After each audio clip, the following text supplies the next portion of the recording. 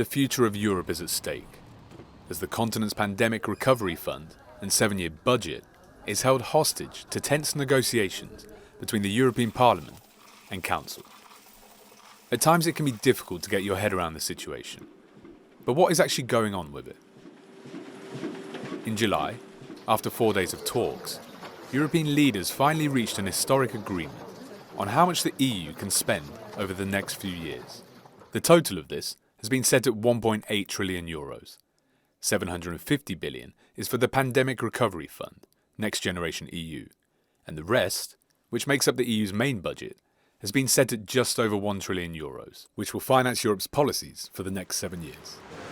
The European Parliament, however, fears that the current proposal is draining resources from the bloc's other projects, like education, innovation, the continent's green transition, and the Erasmus programme.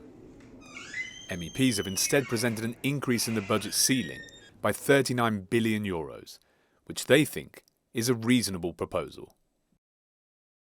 I believe that European citizens support the position of the European Parliament. I think it is possible to have an agreement by the end of the year, but we need to know to what extent the Council intends to stick to the proposal that was agreed in July, instead of opting for the more Europeanist stance that Parliament is aiming for.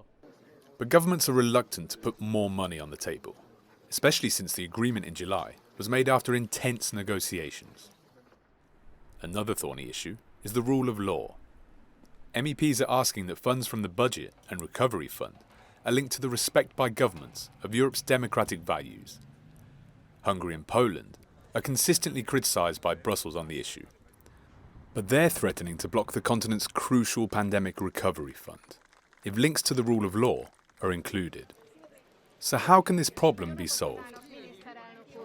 The way the EU compromises work is that there are some tweaks and changes to the language of this mechanism so that everyone can claim victory, let's say.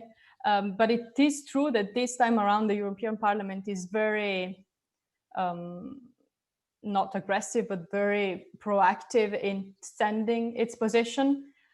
So I can see that these negotiations will be complicated for a little while. The Budget and Recovery Fund won't be on the table at this week's EU Leaders Summit, but the longer an agreement isn't reached, the longer European citizens will be without the vital money to help them through this pandemic. Christopher Pitchers, Euronews, Brussels.